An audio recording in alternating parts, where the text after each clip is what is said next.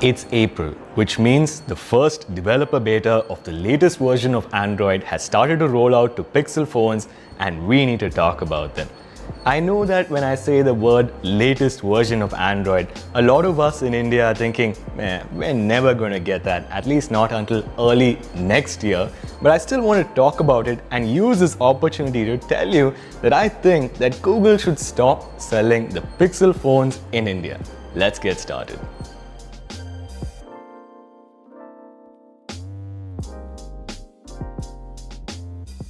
Apple, by the way, recently killed off Airpower, wireless charging mat, which they announced with a lot of fanfare about 1.5 years back. They said that it did not meet their high standards. And I want to ask you, what does Android stand for to you? Let me know in the comment section down below. Also, what does Pixel stand for to you? Google launched the original Pixel way back in October 2016, and at the time The Verge said the phone was simple and approachable. This was the era of the Samsung Galaxy S7 Edge, and Samsung, by the way, had this wonderful user experience. When you tap on the phone, the weak processor inside the phone would wade through the quagmire of Samsung's unique software experience, go over to Android, which would then ping the Android server for no apparent reason, and then, if you were lucky, give you back your data. So simple the Google Pixel definitely was. It also had the Google Assistant, which was and is simply good. Approachable, however, the phone was not. The Pixel XL was priced in India at 67,000 rupees. Compare that to the S7 Edge, which was priced at 57,000 rupees. The Note 7 was a flaming disaster. And over on the iOS side, we had the iPhone 7 Plus, which was priced in India at 71,000 rupees. Google, by the way, made fun of Apple for getting rid of the headphone jack.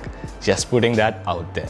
Google launched the next Pixel, the Pixel 2 and the Pixel 2 XL the following year, and by now most people had woken up to the fact that this phone had the best camera on any smartphone, period.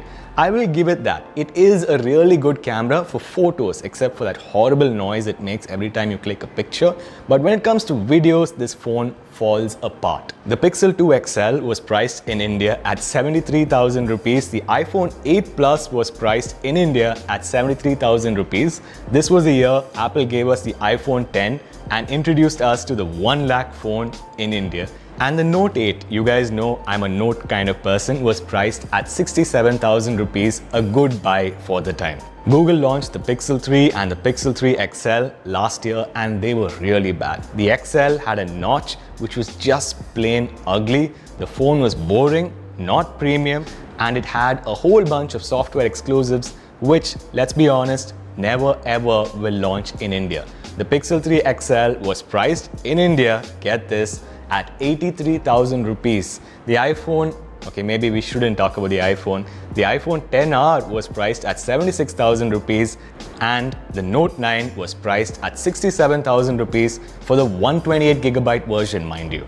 At the beginning of this piece, I asked you, what does Pixel stand for? And before I get into what I think I should tell you what Google believes the Pixel stands for. A great camera, clever software, and hardware optimization.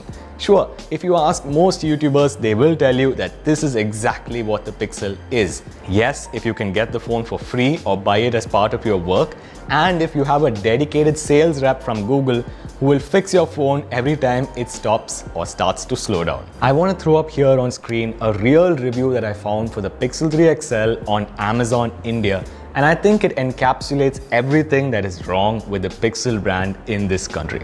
There are three main issues as I see it. First, the price is just way too high. I know that Apple also prices their phones way too high in the country, but there are users who will buy it because of, well, their ecosystem, their premium brand, and their software and hardware exclusives. Google has very few exclusives, especially most of them are not available in India. The second major issue is the after-sales service. We live in India, where we want to get as much value out of our phones for as long as possible. If you take the phone to a Google service center, Wait, what Google Service Center? If you take the phone to a third-party service center, they will first look at you oddly for using a Pixel and then tell you that they cannot open up this phone and they probably don't know anyone who ever will. Thirdly, the hardware on the phone is just not enough. It's just middling. There is never ever enough battery on the phone. The Qualcomm processor that it uses is already 10 months old at this point of time. Google, by the way, does not own Qualcomm, so they don't make their own processors. And let's not even get started on the display. It is one of the worst things that you can ever find on a phone. I'm going to throw up another page right now on screen. It lists all of the hardware issues with the Google Pixel, and they're really bad. This entire piece would have fallen flat if it flew in the face of the millions of phones that Google Pixel was selling. But in entire 2017, they only sold 4 million phones. In entire 2018, they only sold, guesstimated, 5 million phones. That is less than the number of iPhones that Apple sells in one single week.